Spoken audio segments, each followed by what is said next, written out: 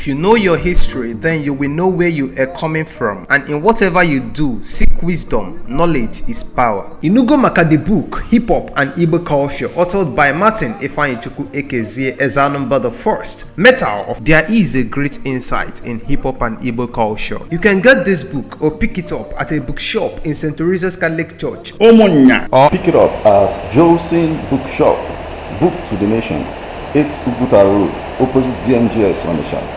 Call 080-3338-2643 or 080-3791-7242. Go to www.amazon.com, search for Hip Hop and Igbo Culture by Martin Ifeanyichukwu Ekezie. For further information on how to get this book, please call 080-3916-7049 or you WhatsApp 080-6579-6599. N'ime ahịa n'ebe niile onye ọbụla na-ekwu maka 2nd May 2025. Kedu ife na-eme na 2nd May 2025? Nwunye m, on Friday bụ 2nd May 2025 ka the chairman, ndị executive ya na ndị niile na-azụ afịa n'ime Relief Market Ogbaru na-akpọkọ ọhaneze maka emume 40 years anniversary celebration. Ahịa Relief Market Ogbaru nke ewubere na 1985 ga-eji oyala lote ndị niile chigolo ọchịchị afịa Relief Market. A ga-enwekwa installation of new patrons wee nyekwazie award maka ndị niile gbagolo mbọ maka ọganiru afịa Relief Market. A ga-enye golden, diamond na silver awards. Special guest of honor bụ Professor Charles Chukwuma Soludo, the executive governor of Anambra State. Guest of honor Somtochukwu Udeze, Speaker, Anambra State House of Assembly. Lote na ọ ga-adị mee na Friday bụ 2nd day of May 2025 na Relief Market. Chief Ndubisi Ochogo, Chairman Relief Market, wetelu gị ozi a. For more information, kpọọ Chief Bokno Agụ na 09077590823.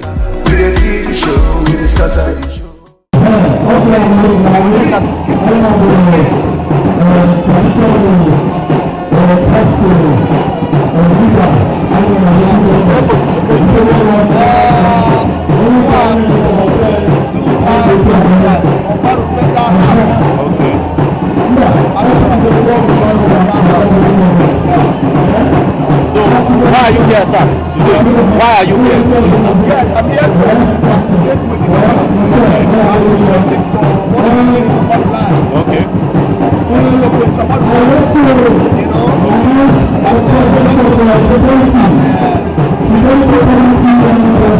Okay.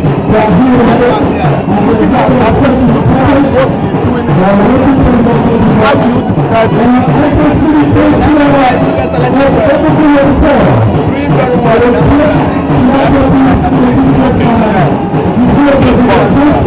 If you look at the projects he embarked on so far in Ukoko community, would you ask him to do more? Are there some things that you want him to do apart from this?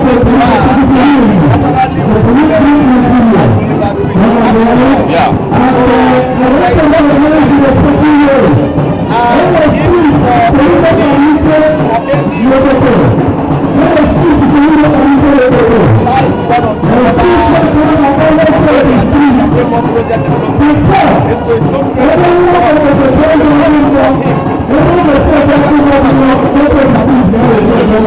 Okay. So for me,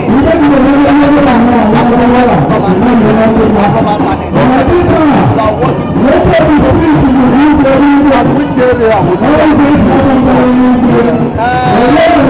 the area of capital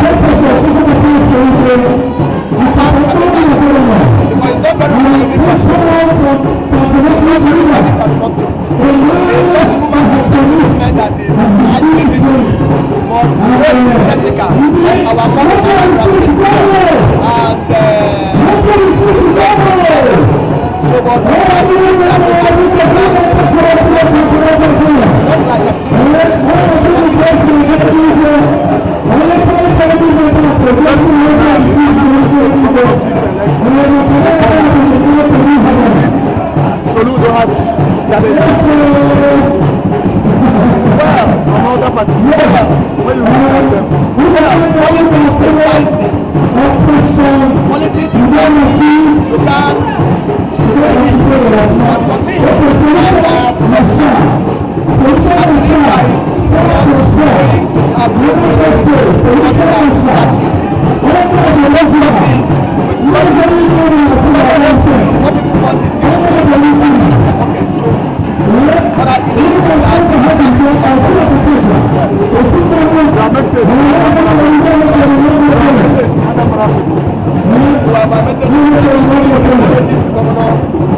Let us support him, pray for him, and then I'm going to hand him over to God Almighty that the evil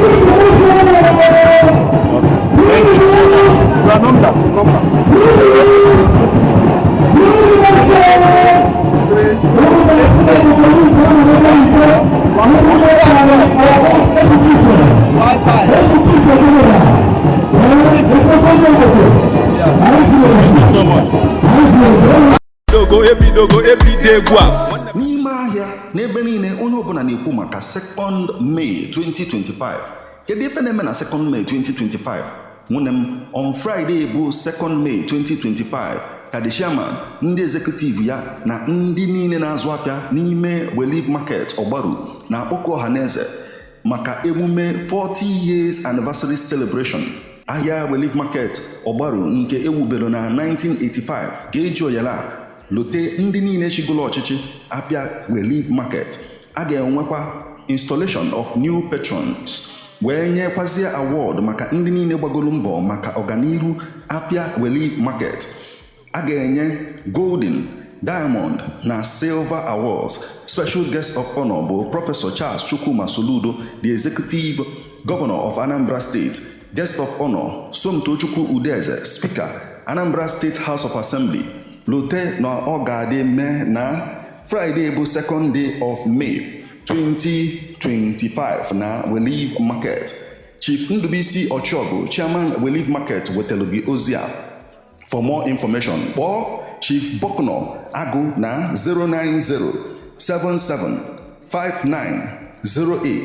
09077590823.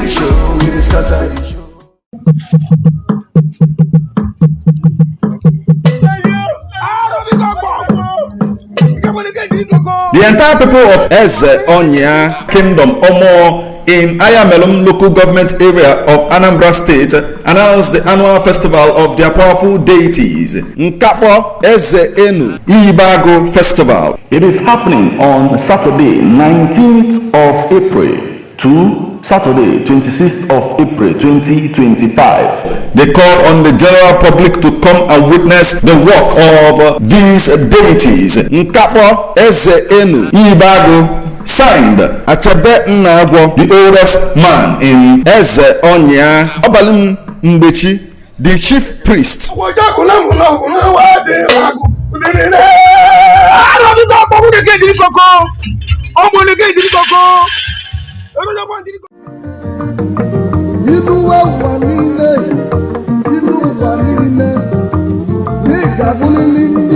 If you know your history, then you will know where you are coming from, and in whatever you do, seek wisdom. Knowledge is power. Inugo Maka the book, Hip Hop and Igbo Culture, authored by Martin Ifeanyichukwu Ekezie Ezanumba the First. Metal, there is a great insight in hip hop and Igbo culture. You can get this book or pick it up at a bookshop in St. Teresa's Catholic Church, Omonya, or pick it up at Josin Bookshop, Book to the Nation, 8 Uguta Road, opposite DMGS on the shop.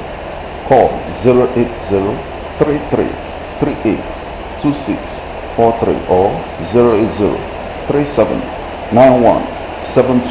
08037917242. Go to www.amazon.com, search for Hip Hop and Igbo Culture by Martin Ifeanyichukwu Ekezie. For further information on how to get this book, please call 08039167049 or you WhatsApp 08065796599.